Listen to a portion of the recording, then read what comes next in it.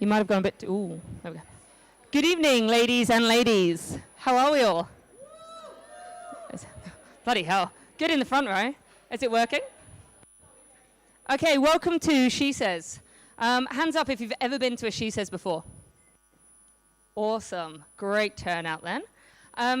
It's a fun community. So this whole event we've put on is to make it super casual and super interesting so that you can ask the questions that you've always wanted to. I'm holding too many things. Hold on.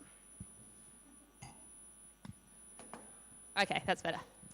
Welcome to SheSays. It is an awesome organization, and it's not just me that runs this. So I'd love to hand over to the wonderful Farah to explain what SheSays is. Hi, everybody. Welcome to SheSays. SheSays is the only global creative network for women. It's not just here to run free events for women in digital creative marketing industry, but it's also about building the community and supporting each other. And it is all thanks to Lizzie that brought SheSays Singapore in like 5 years ago? Oh, sorry, 4 years ago. And it's a really fun place, and it's about you guys, not about what we're doing here. So the whole point of this is to meet new people and interesting people and to learn from each other. And you're going to learn more from the people in this room than you will from necessarily the people on the stage. Sorry, Knox. There isn't just the two of us that run this. There's a whole load more. But tonight, Farah is my co-host, and I'm going to tell you a couple of things about her. I've got a bit of a belief that when you meet somebody and you know them a little bit, when you get to introduce them to the next person, it's a really interesting and fun thing to do. So Farah and I stood there. You guys have come in, and I'd love to kind of introduce you to her. She's an absolute angel. She's the person that builds communities at JustCo. She is the hardest worker, but she's always got a smile on her face, and there's no challenge that kind of goes out of her way. She'll roll up her sleeves and do it. But not just that, smart and intelligent. Brilliant. Thank you. Lizzie, as all of you are familiar with, Lizzie is the Regional Creative Director at Octagon. Me and Lizzie crossed paths 2 years ago. That's where Lizzie met, and then Lizzie went like, hey, Farah, I need an event space. I'm with JustCo, so can we collaborate? I've never met anybody who's determined, who's brilliant, friendly, and she has tons of connection. You name it, and she's got it. So I'm very, very happy to volunteer also for SheSays and to work alongside, and also call Lizzie my friend. Ah, you. So tonight, I'm absolutely petrified, to be quite frank. Normally, we do these events, and my job is to moderate. So we get 4 incredible panelists to sit up on stage, and I ask them questions, and I prod them and poke them, and then we get you guys to actually ask the questions. Tonight, Knox and I are going to talk about an experience that we've had, and for that, I'm petrified. Petrified not because I'm thinking of myself, but because I want this to be so good for you guys. Like, for me, I'm incredibly proud of what we've built here, and I think there's a lot of learnings that can be shared, and I just want to make sure it comes across really well. So that's why I'm nervous. But we've luckily got awesome women all around the room. Most of them have checked you in tonight. They've made sure that you're sort of fed and watered. Couple of words about everybody? Yes, we cannot do this or any other SheSays event without this group of lovely ladies. Please give a round of applause to the SheSays volunteers. That's rubbish. Come on, clap. Yeah. There we go. Thanks, Jess. Tonight, there's a couple of hashtags. So SheSays is the first one, SheSays SG, and See It Be It. So See It Be It is the program that happened at Cannes that we're going to talk you through. Okay, tonight's agenda, we just said hello, winning. See it, be it. What is it and why do you need it? Who the hell's Knox? I hope you guys probably know a lot more about it than I do. Well, maybe not. Top questions.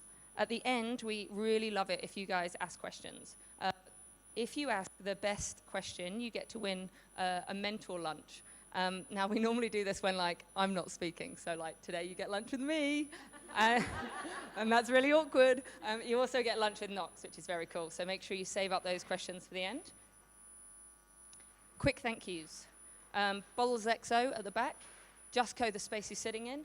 And the delicious food by Energy. Thank you very much. It's, if we didn't have them, then you'd be hungry and thirsty. Okay, the topic. You ready, Knox? Let's do this. All yours, Knox. Women can la. Let's do it. Okay, I'm glad you said that and not me. Okay, come on, tell the audience who you are. Okay, so hi everybody. My name is Nox Balbastro. I'm a Regional Associate Creative Director at Digitas LBI. I just want to get a little bit of a survey, like who here is from advertising? Who's an advertising creative here? Okay, hi. Okay, so me and Lizzie, we're creatives from advertising, and we hope that whatever we share with you tonight is it resonates with advertising people, but also anybody who is in an advert or in a creative field. So I am associate creative director at Digital LBI. I do content for Disney, Star Wars, and Marvel. I was part of See It Be It last year, so I'm kind of going at it from the perspective of having experienced it for a year and the effects of going through the program. And Lizzie has just done it, so that's what I'll be sharing with you guys tonight. Round of applause, please. So as I was lovely introduced earlier, my name's Lizzie Hamer. I'm a creative director. I eat, live and breathe creative, and apparently I've been quoted to have the creative enthusiasm of a school bus on the way to a zoo. You can judge that by the end. Okay, first of all, what's Cannes? Okay. For advertising creatives, it might be, you might have heard of the Cannes Advertising Festival, which happens every year. It's an annual festival, and it's really about celebrating the best that advertising can produce. And it's sort of like the Cannes Film Festival, but it celebrates the work of advertisers. And there's a lot of drinking involved, and So Cannes definitely has a bit of a mission. They are the pinnacle of our industry.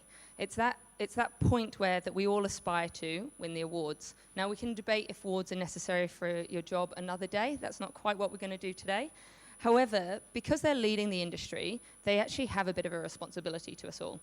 And the nice thing that Cannes does is it reaches out to all the judges on the panels and makes sure that we're talking to the people and evaluating the work right. So the thing that they've been doing these last couple of years is understanding that there aren't enough females at the top. And there's also a couple of things that are happening in industry. The objectification of women. Now that's a little bit of a mouthful after a glass of red wine. One of the things they banned this year, you couldn't win a Cannes Lion if you used a woman in a derogatory way, let's say, or as an object. So no giving blowjobs to sandwiches, people. If you look up Women Not Objects, it's an awesome campaign that Madonna Badger did, and it's incredibly important. This entire program for See It Be It has been put together by Cannes Lion. Over to you.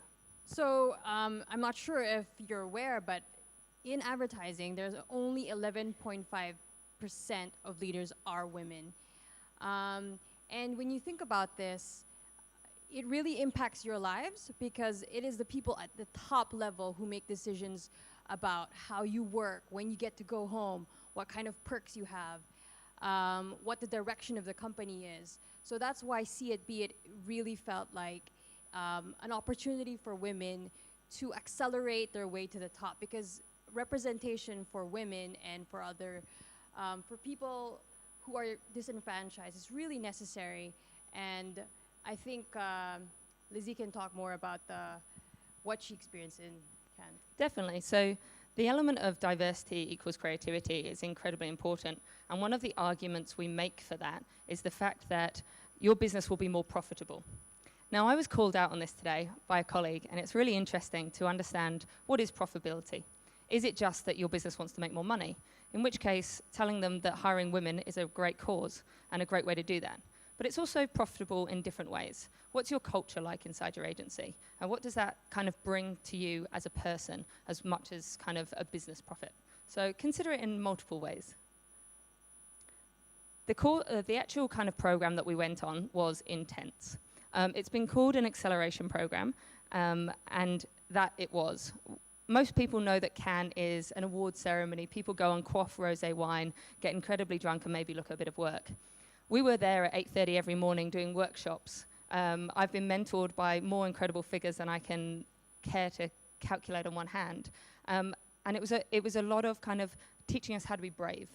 And for that, I'm incredibly grateful. But I don't want to keep talking about what it was. I'm going to let everybody who was on this year's course explain to you. I made a little video while I was there. I'm no camera girl, so good luck. The only problem is I blew the speakers earlier. So what I'm going to do, I'm going to be really classy. I'm going to walk around. I'm going to hold my mic next to my laptop, because this is how we roll when things go wrong. I might just stay like this for the whole time. Hi, welcome to Walking with Lizzie. Let's go. Where are we?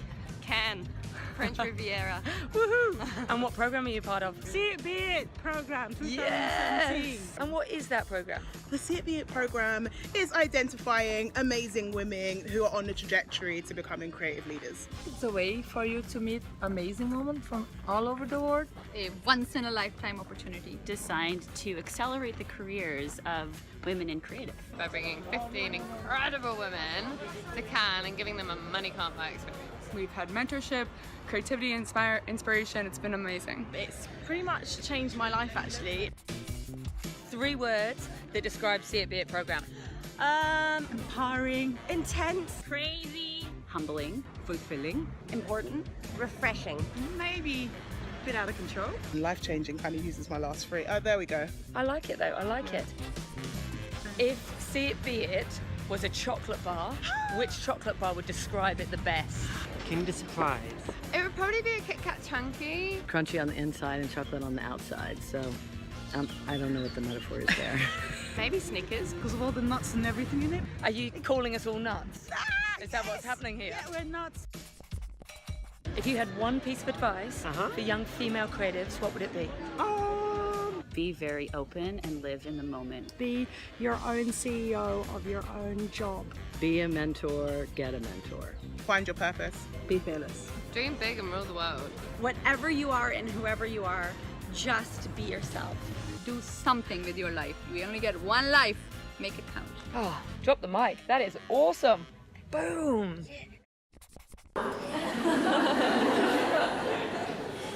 When you're fun together.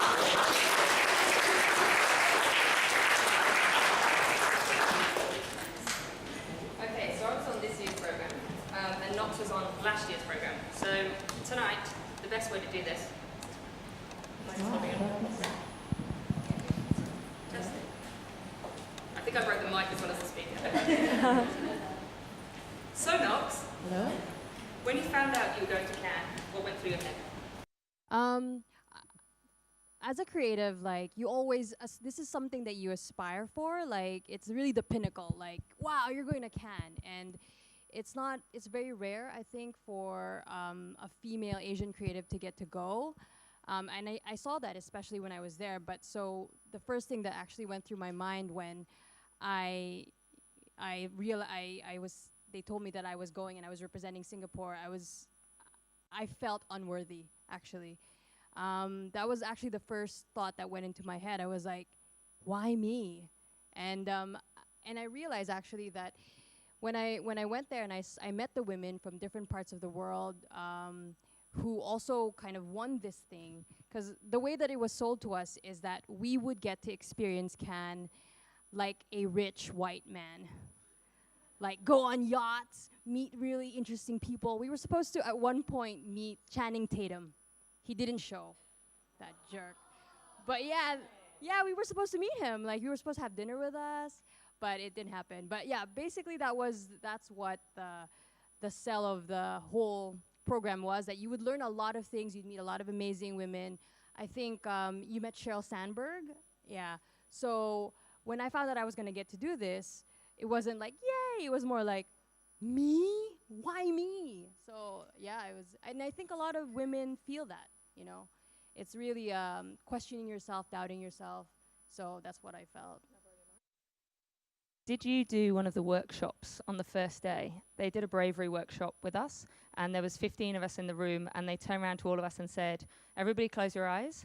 Now, if anybody doesn't feel like they deserve to be here, put your hand in the air. Everybody open your eyes, and the 15 of us were all sat there with a hand in the air. It was quite mind-boggling, because they've selected the top 15 women from a creative perspective to come to this, and none of us believed we should have been there. And that in itself kind of terrifies me. I'm assuming you had a very similar experience. Okay, so biggest takeaway from the Cannes experience overall? Well, aside from the fact that all women are very insecure, and that I think the biggest takeaway for me from Cannes was that it's so important to talk about these things, because women don't like to talk about like how they're afraid or the insecurities that they may have, or being afraid to go up on stage and talk. But it's so liberating when you actually admit it to yourself. And I think there was something that you guys did as well. Like, I think we did it as well, where you actually confront your fear. And I think that's very important. One of the biggest takeaways for me was just say anything. Because there are moments when I'm working, or as a young creative even, when I would really hold back what I wanted to say, or if I had a good idea, if I have a stupid thought, and I would really think, should I say it? Do I want to share it? Will I sound like an idiot to everybody? And the biggest advice that the women gave me was like, just say it. Say whatever. Like, it's more important to actually be present in the conversation than to actually be correct all the time. And the thing is, when you make mistakes, you learn from them, as opposed to just when you stay mum, like, you just keep that thought, and also you regret it later on. So I think that's the biggest thing that I learned, is just to say whatever is on your mind. Slightly similar, a little bit different. I think the biggest thing I learnt was how to have the hard conversations. So it was something that Sheryl Sandberg talked about quite a lot. It can often be really challenging to sit in a room with your bosses and tell them what they did right and wrong. And I'm learning how to do that. It's terrifying. But actually having those conversations after every meeting you have, or after, they call it debriefing in my world, but if you debrief after every kind of every kind of project that you've done, those conversations become easier. And it's really interesting to kind of look at that and talk to people about what works and what doesn't, because the more you can kind of be radically candid, the more people will learn from it. Okay, Knox, next question. I went this year, you went last year. So you're a year on from where we sit. What's changed in that year? So for me, personally, I have taken on a new role in my company. I'm leading my own team now, but I think the biggest change is more mental. Like, the way that I perceive something is a lot more different. Like, before Cannes, I actually didn't look at like how a company is structured. Like, I didn't see like, oh, all the CEOs just happen to be men. To me, it was a given. And after Cannes, and after all these women started saying only 11% of women actually get to lead a company, that's when I really began to see that there is a need for women to be up there with them. And I think because of that, I see the world in a different lens. So yeah, that's the biggest thing, that's the 1 year in. I'm now really aware of the problem. So thinking about how aware you are of this problem, how easy is it to stand on the stage and talk about it? I have a small part of me that, like, I run SheSays, I champion women. Like, that's definitely what I do. But you never quite want to kind of get that black marker in your book of, oh, she's a female fighter. Like, maybe don't invite her to dinner. It's very hard. Whenever even when I got into this, like, some of my friends would question me, like, really? You? Like, they didn't see me as this, like, kind of person who'd go picket and, like, women's rights and stuff. So it was very, like, suddenly you have to be ready to defend your opinions. So I think it's a challenge to actually say that there is a problem, because a lot of times men will be like, what are you talking about? Like, there is no problem, especially here in Singapore and in Asia in general, certain parts like Philippines where I'm from, there's a lot of female leaders actually. And here in Singapore, There are some. Like, it's really terrible in certain places. Like, some of the girls that I went to see it be it with, they never had a female boss. I mean, like, never. In like 10 years of advertising.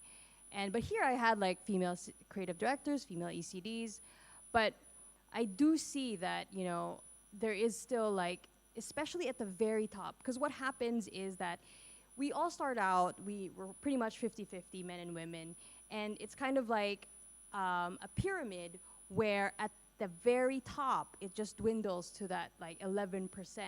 So you don't notice it as you rise up the corporate ladder. It's only when at the top, at the boardroom, suddenly there's just one woman left. And that's where all the decisions are being made. Yeah, couldn't agree more. So the lovely thing of See It Be It, it was very kind of hands-on. We had a lot of interesting women come in and talk to us who have sat at that top of that 11%. I think it's only just made it to 11. It used to be 3. So it's definitely, the dial's moving, but you know, it'll get there. So of all the women that came in and spoke to you, one, how did it make you feel? And who was the kind of the most inspirational? There's a really funny story. There's this woman, I'm sure some people have heard of her, but like her name is Cindy Gallop, and she's a fireball. Like she went up to our group, and she's like, "Oh, you're See It Be It, right? You're the women who are supposed to change the world? Okay, you're going to my talk." And we were on the way to like Will Smith's talk. Will Smith's talk, which was sold out, and we had like, you know, VIP seats.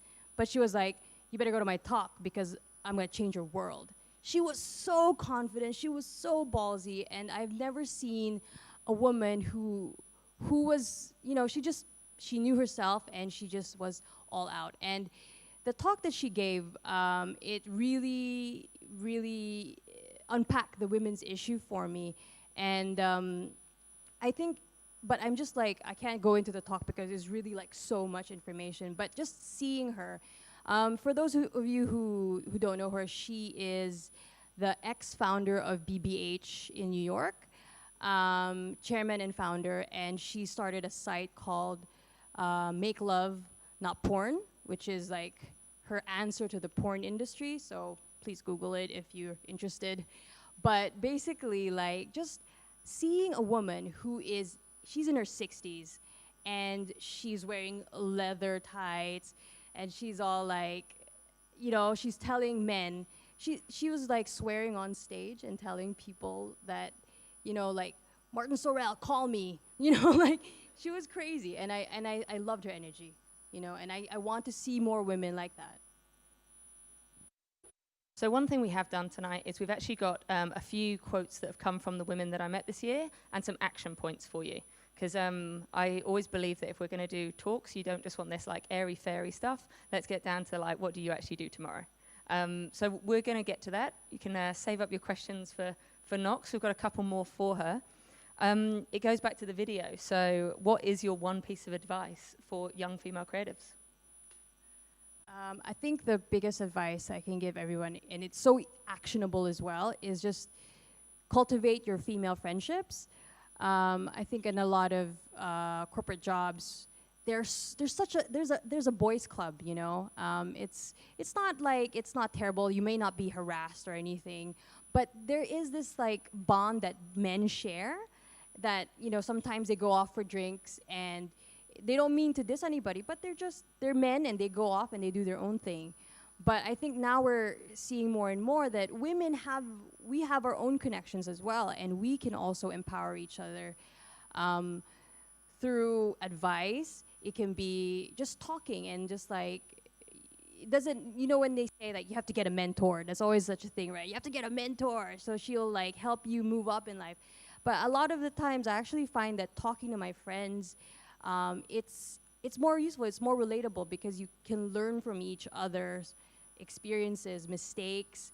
You can also like talk about your salaries, you know. Sometimes being open about it can actually empower you, because you know, oh my God, I'm actually earning so little and I should ask for more. So I think that's one of the things that people can just readily take action on. Make friends with your female colleagues, and don't see them as competition. One of the things that I learned is that you know, when you're in a boardroom, one woman can't make a difference. One woman in a boardroom full of men cannot make a difference because she's a token woman. When you put two, then it becomes competitive because you feel like, oh, there can only be one woman in this boardroom.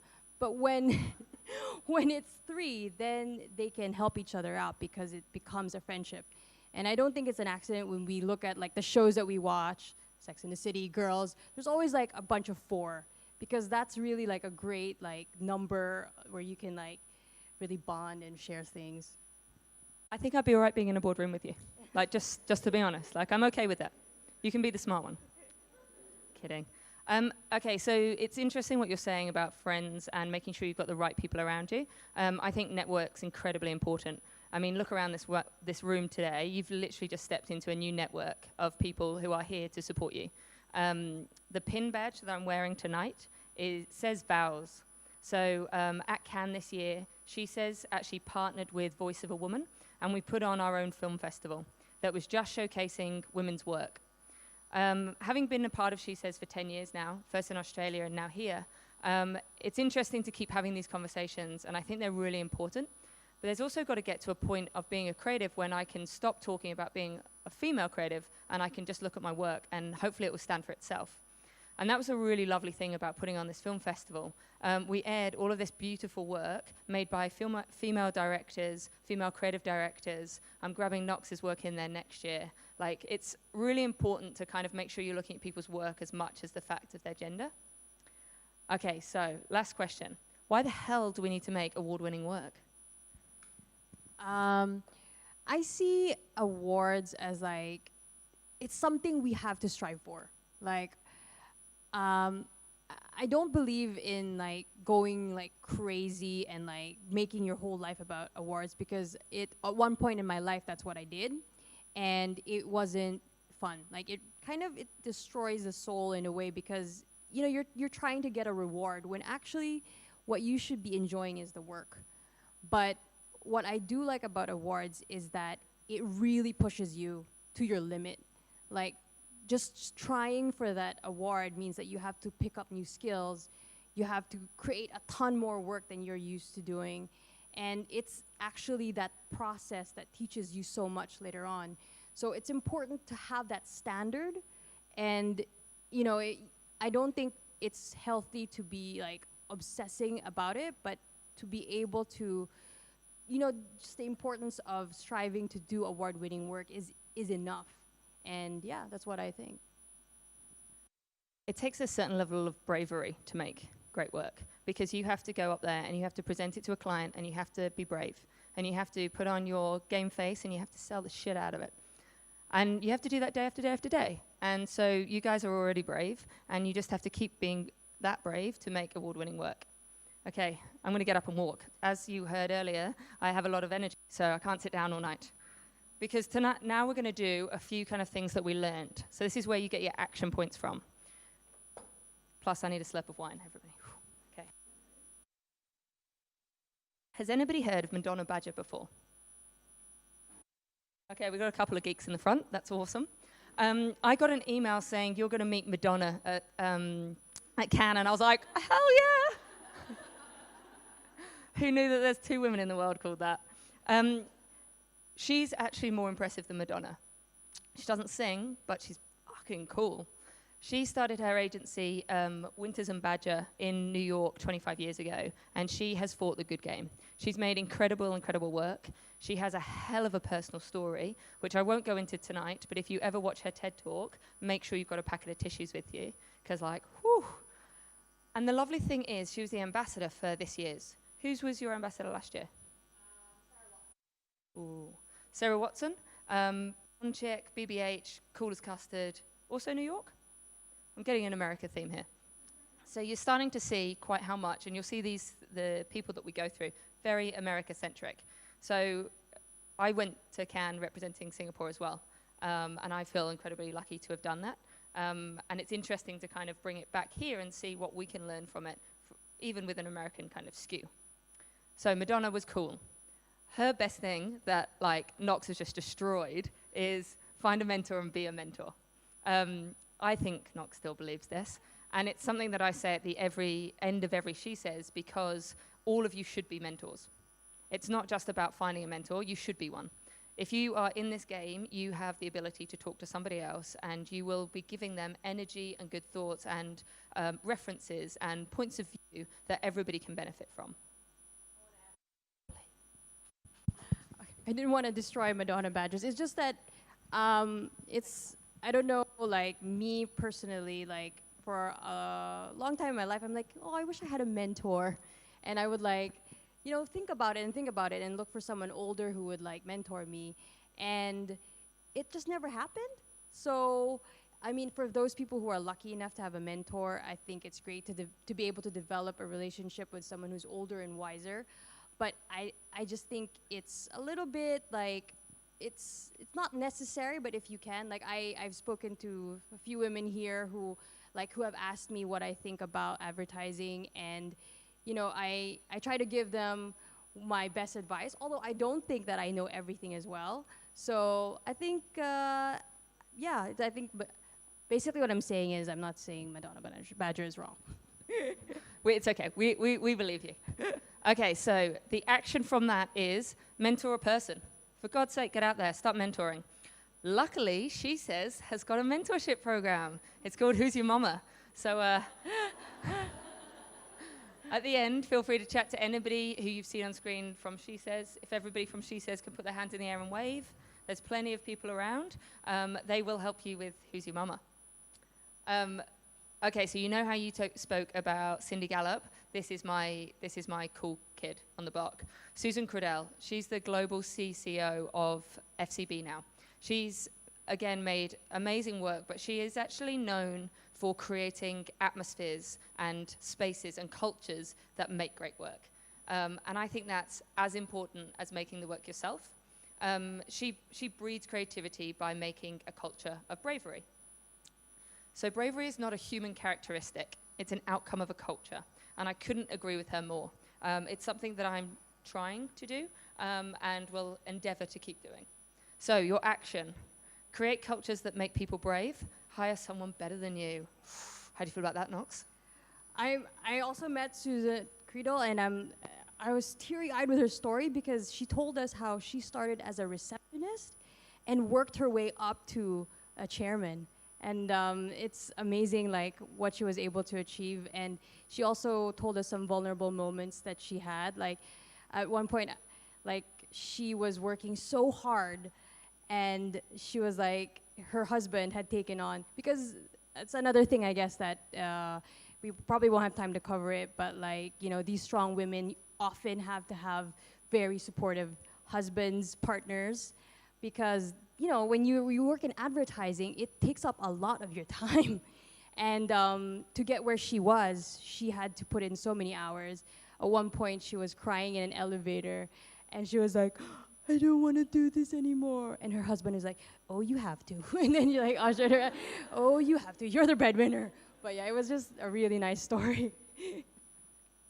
Okay, this one's you. Yeah, so she's my my idol. Cindy Gallop, and as I said, she has a website called Make Love Not War, Make Love Not Porn. And what she told us is that it's not about diversity, it's about humanity. And I think right now, 2017 is really a tipping point for women's issues after Hillary Clinton and all this talk about women's empowerment. Some people might be a little bit like put off by it, but when you think about it, like when you think about people who are making the ads and the actual people who are consuming the ads, there's a huge disparity. Like, I'm sure advertising people, when they get a brief, a lot of the times it's talking to mom, but who are making the ads? So I think the action point for us is to look around, just observe and be more aware of what's around you. Like, in your creative department, are there enough women? Are there enough people who are not like yourselves? It's something that we have to, you don't have to make a judgment on it right away, but it's something that you kind of have to start thinking about. Especially when there are certain ads, I don't want to name names, but there are some really terrible ads going around nowadays where it's like it's so culturally insensitive that you'd wonder like who made this, you know? So yeah. Couldn't agree with you more. Diversity is a really hot topic at the minute, and I think it goes in all walks of life. So it's not just the female-male thing. There's obviously the race, gender, but then there's also backgrounds. Like, are we all stood here with degrees working in this industry? And why is that a thing? Like, so it's a fascinating one to look at. But like, having lived in Singapore for the last 4 years, I walked into Cannes and was like, whoa, shit, look at all these white people en masse. It was quite amazing. Don't tell me what to wear. So this is Karen, and she's the CEO of Hill Holiday, and I loved this. This was identify your personal board of directors. So cool. It's that idea that you need to look after you in the same way that a business looks after itself. Go and find those people that treasure you and that will teach you and will support you, and give them the time to help you. So the action is write down the names of people who constantly push you to do better in both your personal and your professional lives, and treasure them. Look to them for respect and for support, and really let them nurture you. Have you got a personal board of directors? Yep. My mom, my boyfriend, and my best friend. Yeah. Awesome. We did Triple F, which was our last SheSays panel. It was called Triple F because it was fabulous female fuck-ups, and it was all the things that people had done wrong. And actually the biggest learning from that, we had 4 experts who came in and spoke to us, and some of them had had major fuck-ups, I'm not gonna lie. And they were just like, talk to people, find out who is on your team, and like make sure that you use them time and time again. This is Jim Winters. This is the other half of the Badgers and Winters. Really cool dude. Liked him a lot. Change won't happen until we trigger it. Be a mentor to your male bosses. Now, if everybody wants to wave at my male boss at the back, there's a few guys in here, and Icon's one of them.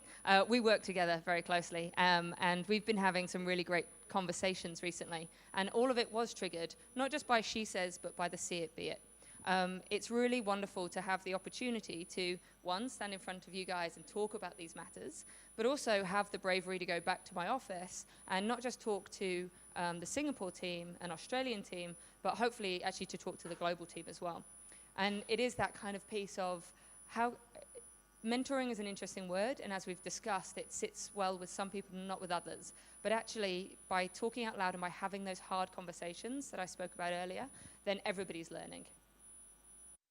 Act like a mentor to your boss, explain how certain actions have an effect on your work, but also showcase your ideas for the agency. Like, who says that you're not the leader? It doesn't matter where you sit in it. I love the grinning faces at the front here. If only you could see them, guys. I'm changing IPG right now, just so we all know. Okay, last one. Joanna Coles. She's cool cat, right? She sat on this panel, and it was confidence versus competence. And actually, if you don't have the confidence, people start to devalue your competence. And it was a really interesting conversation that she had. Oh, that's all right. Because she came across as amazing. She was so cool and calm in this entire panel, and she answered like from the heart. And she turned around and said, right now I'm in the fetal position on the inside, but you don't know that. And I kind of like that because I am right here, right now. Like, it's so intimidating standing up and talking and putting yourself on the line a little bit, that actually you kind of need to just carry a little bit of that confidence that you didn't know you had. So act confident wherever you are. We're better than we know. So this is your time to shine. This is when you get to win lunch with her. And her. So Knox is an incredibly well-achieved creative. You can learn a hell of a lot from her. What are your questions? Awesome. Straight in, Vicky.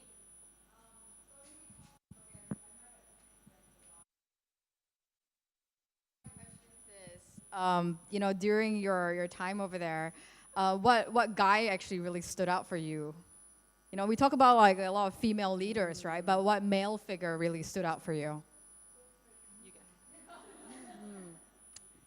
This is a good question. I have to like stall I because hope you met some guys over there.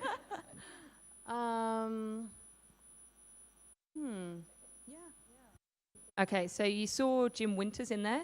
He was such a generous man. He came in and gave a lot of his time to be able to talk through what the issues were that were going on. There was also a guy called Charles Day. He's a leadership coach.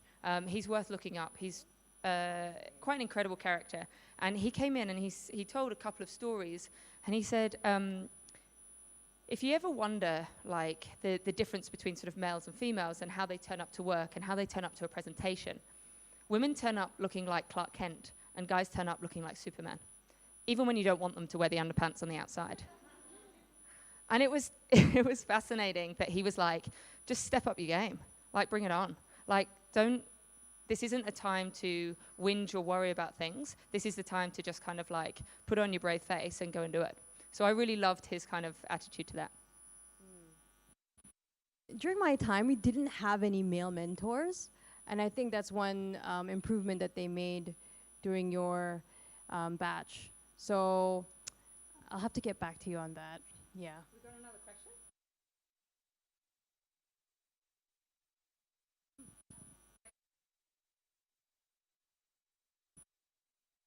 So you talk a lot about being brave and being unafraid to either voice your feedback about, a potential male mentor at work or male boss. How do you do it though in reality when you're potentially afraid of the repercussions of being seen in a certain way, either as, a typical female characteristic, or even you just don't want to be seen as somebody who's complaining or being, not one to like let things go?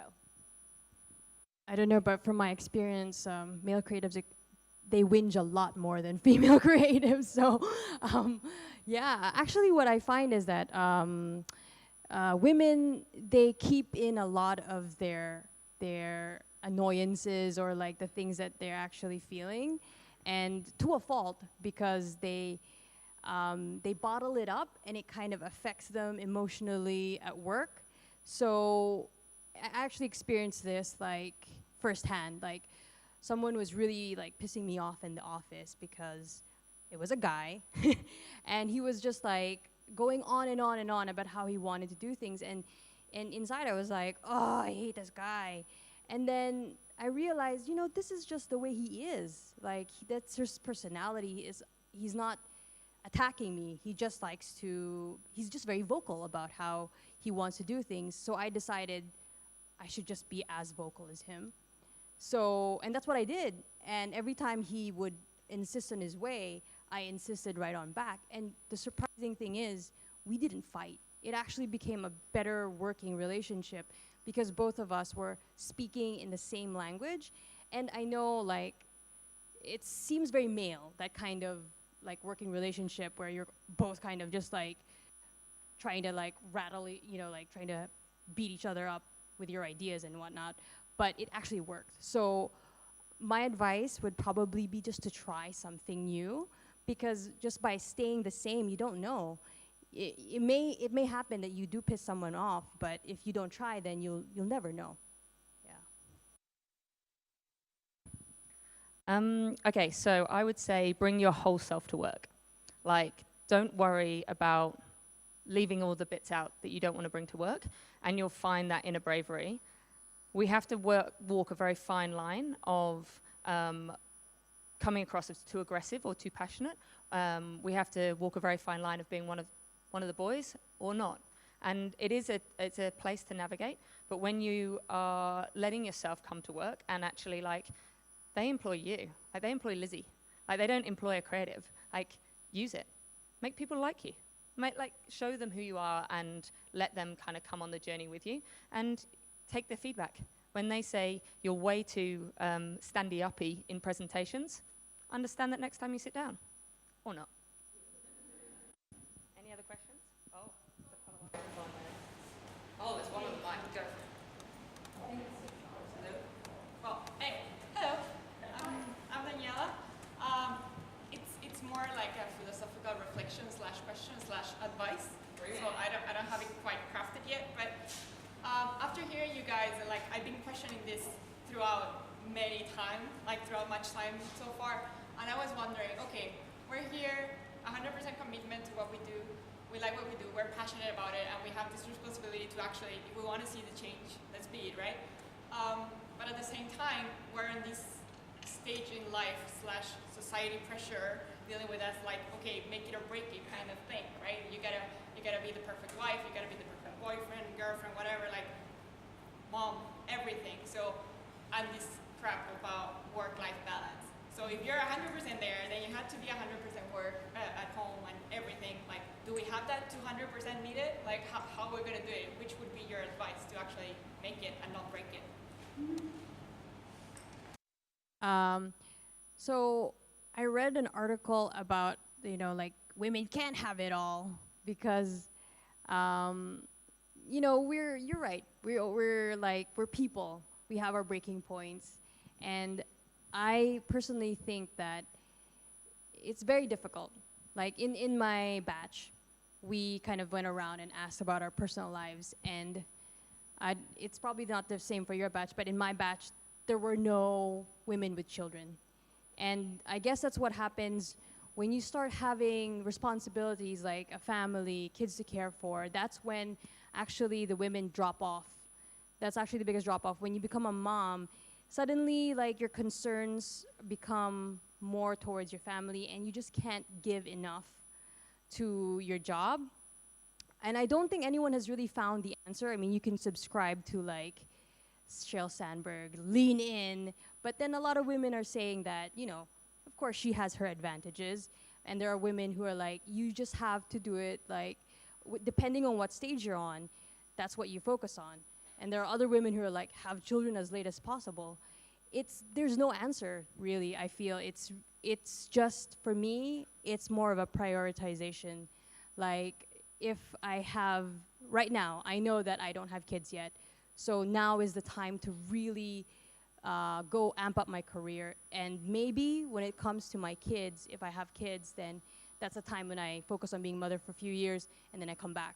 So I really don't know. Like, you only have so much energy, and you get to pick where you put it. Like, it sounds simple, but it's not, completely. But you guys are all sitting in an amazing space. You've got the power of negotiation. So I work 4 days a week because I believe I need an extra day to be more creative and do things outside of work. Why? Because I can. But you're all unicorns. Like, people want to hire you. You're females, you're creative, you're cool. Like, use that power to negotiate. Decide what the things are that you want in life and go get them. Another question? That's so inspiring. I didn't know that you only work 4 days a week. That's cool.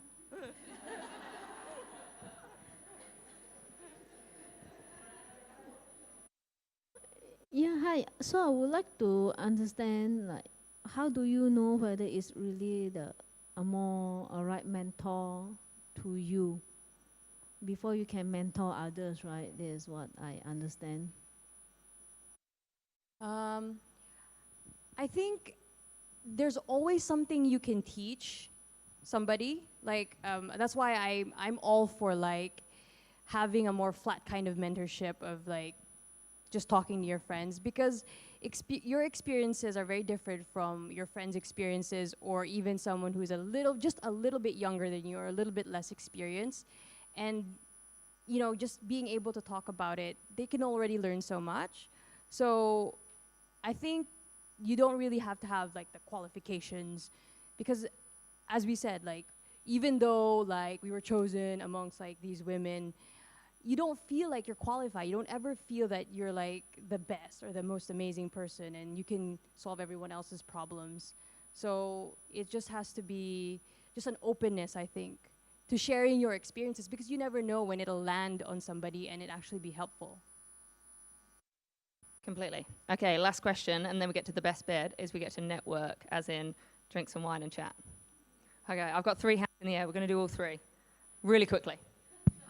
Okay, you are the top 15 who get chosen to go to Cannes, and when you come back, what are the things that you do differently to empower women, to instill confidence in them? Like, do you hire more women in creative, or what do you do to kind of like radiate that that knowledge that you get, or the confidence? I'm here at SheSays, yay! I think, yeah, that's related actually to the last question. Like, I don't really think I'm like so amazing or whatnot. Like who does think that? But I do know that I've experienced something that could help other people, and now I'm more willing to share it simply because I know that so many people are hungry for answers. Like I talk to some younger people, and they have a lot of doubts and a lot of questions about where they're headed, what's advertising gonna be in like 20 years. And even when I was a young creative, like I had no one to turn to. Like it was, the problem with advertising is that you kind of have to find your own way. And because you're finding your own way, it takes you longer sometimes to figure out what you really want, how you want to do things, what you want to do with your career, if you can negotiate a 4-day work week. So it helps to know that, oh my God, Lizzie was able to do it. Maybe I'll be able to do it as well, you know? So yeah, that's what passion's contagious. Like, it is that thing of like, if you hang out with cool people and passionate people, like you can't help but like fall into their world. They took 15 of us and they gave us the trip of a lifetime. Like, I'm not gonna lie, like it has changed my perspective.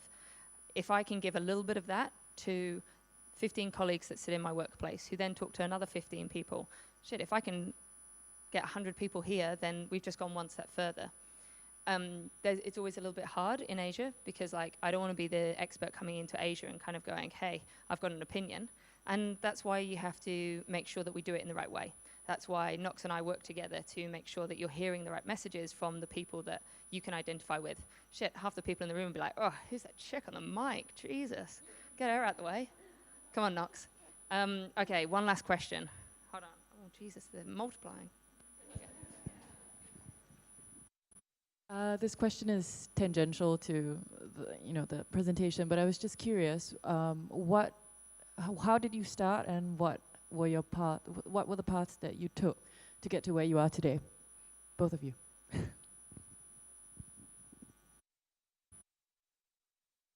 I'm always very proud when I say that I have done every kind of advertising there is, as in every kind. I started out doing like really cheesy events, like where you present like a product in like a giant form, and then I went on to, do more traditional advertising, TVC, radio, print, and then, I did a bit of digital, but it wasn't something that I wanted to do, and I just kind of fell into it. And then now I'm doing social, so I've done like all across the board. And just wanted to share about that experience because I know a lot of people, they try to plan out their career to the 5-year plan, my 10-year plan. And you know what? Plans, a lot of the times, they don't end up that way. But actually, sometimes it works out for the best. Like, I really was pushed and kicked into digital. But then after having done it for like 5 years, I'm really glad that I did, because for me, like, this is where the exciting things are happening. So yeah, that was my path. I was a football coach, and then I was a lifeguard, and then I was a ski host, and then my mother told me I had to get a degree, otherwise I was going to be in trouble, and I picked art. She wasn't overly impressed. I became a graphic designer. And then I kind of went, hold on a second, look at Australia over there. I was sitting in London at the time, and it was bloody cold. So I was like, cool, I'll just get on a plane and go see what happens over there. And I walked into McCann and said, hey, about this kind of, what is this thing that you guys do? And in a plane ride, I went from being a graphic designer to an art director, because you just call yourself it, right? And then somebody gives you a job, luckily, and it snowballs from there. I work really hard because I love it, and I've kind of enjoyed the progress. I've gone from sort of McCann down in Australia and managed to kind of get up here, and it's a ticket to see the world. If you think in the right way and you're interested in what human beings are about, then that's the beautiful part of our industry. The ad world gets a bit of a bad name every now and again, but actually, like, it's human insights. Like, it's what actually makes that person tick. And as a creative, you get the ability to spend a day in their shoes, because you have to think what's going to make their world better. So, like, that's the bit that I get. There's another hand over that side. Here we go. I can't run. Well, so you realize that women need empowerment in this industry, right? And every day you have the chance to work with really powerful brands, brands that can actually make your voice heard. So in your day-to-day work, do you identify opportunities where you can steer the conversation towards topics like this and use it in a campaign or use it in media somehow to make that voice heard? I think one of the lovely things of this year's Cannes was one of the key trends is that brands are now being more socially responsible.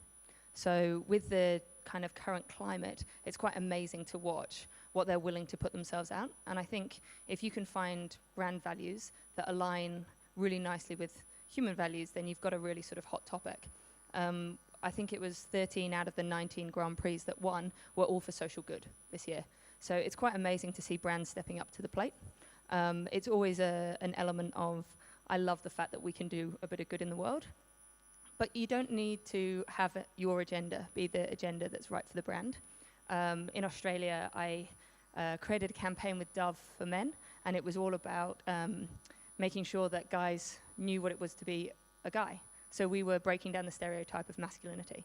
And for me, it was an amazing project because guys have a fucking hard time. Like, being a guy, that's not that easy. So it was a really interesting project. And I kind of believe that once you understand what that person's going through, then you can kind of make anything. So if you can convince a brand that it's right for the brand, you can't always like force them to do good, but like it can have a really positive impact. Yeah, I think it comes naturally. Like when you, as a creative, when I change, my ideas change, the things that I like change, and the way that my ads also change. Like I really like try to insert, like, because I work for Disney, Star Wars, and Marvel, and I always try to insert like, what about the female audience? And like, look at Wonder Woman, look at what they're doing. So like, it's just a natural thing. It's very organic. Like I don't even try to insert an agenda. It's really just something that, oh, female geeks really need like their own kind of advertising as well. So it's all very natural. Yeah. Okay, one last question. This time it really will be the last question because like I'm exhausted. Go on. Female first, but man last. Right, so let's say, hypothetically, you wake up one day and you get to office and you find out that you have a direct link to the brains of all the male creatives in the floor. What would you change in their brains first?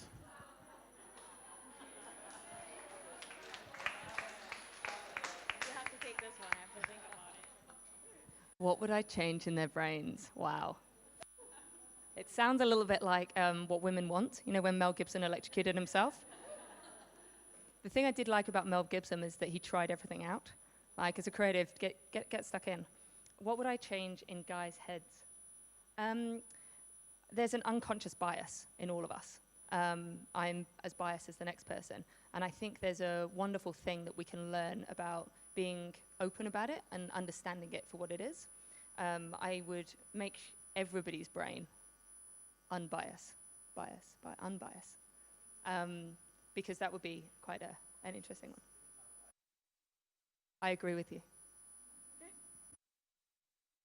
I don't want to generalize, but it just seems to me that leadership now is, a lot of it is like the loudest voice gets to rule, because they tend to just overpower the conversation. And there's this whole thing about mansplaining, like a woman is trying to speak and then like she gets cut off and the man speaks for her. And it happens to me. So I think not just for the male brain, but for female brain, like maybe in a meeting, ask the quietest person what they think. Because a lot of the times that person is busy thinking about what's happening and nobody bothers to inquire or like give that person enough confidence to actually share what they're thinking. And I think it's also a very Asian thing. I'm speaking from personal experience, like coming to Singapore, I really have had to make a conscious effort to speak louder, to speak in a more confident way, just because if I don't, no one's gonna listen to me. I'm gonna get drowned out. So I think that was what I would change. Just seek the opinion of the quietest person in the room. Yeah. So it was an interesting International Women's Day this year. The statement was "Be bold for change," and the thing that fascinated me is what is being bold, especially in Asia. So being bold, in my head, I think of American TV host, big, brash, kind of out there spoken, come on. Whereas that's not what this region is. And for me, a lot of being bold in Asia was kind of finding what your bold is. It doesn't have to be the loudest person in the room. And actually, if your thoughts are that important, then you'll find the people to work with that are truly listening to you. There's a couple of different ways. I'm reading about listening at the minute, loud listening and quiet listening, so go read about it. It's fascinating. But I think it's really interesting to look at what we have here and make sure that we're working for companies that we respect the people we work for. I've seen one more hand that's gone up over there, and then I really will let you get a drink.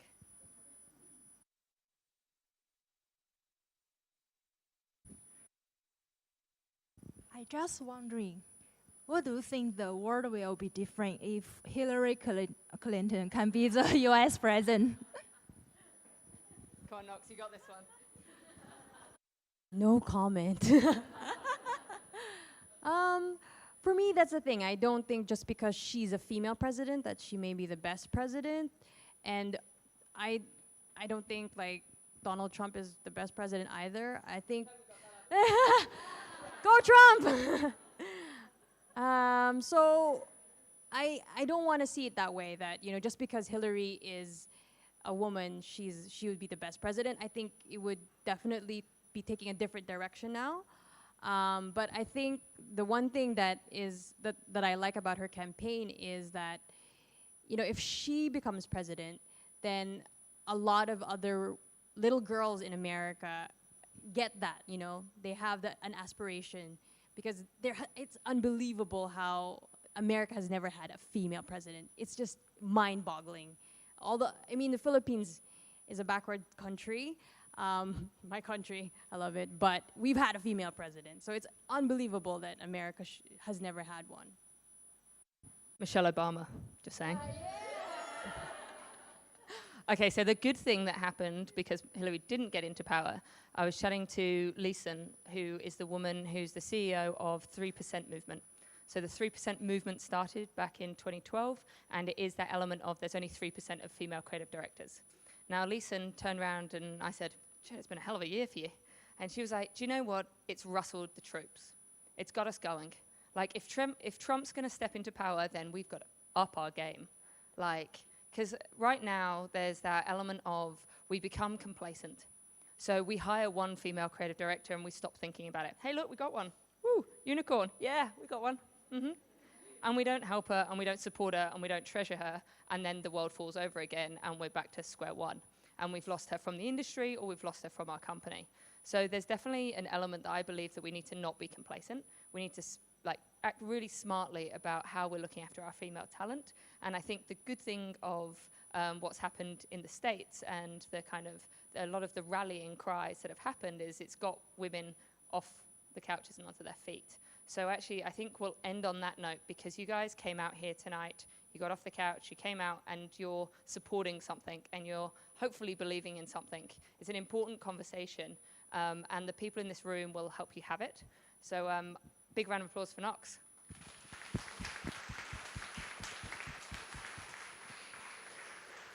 Okay, I've got one last funny thing. Every time we do this, I do a selfie. So I'm going to claim every time I did this a couple of months ago, and I was like, "Oh, I'm the Ellen of Asia," and I'm never going to say that again. Okay, so you do have to all stand stand up and like huddle together, because it means we'll like move the chairs out the way so that we can like dance on tables or something. Somebody's got to kill that projector. Say again. Kill the projector and come stand next to me. Okay, everybody look up. Where are you all?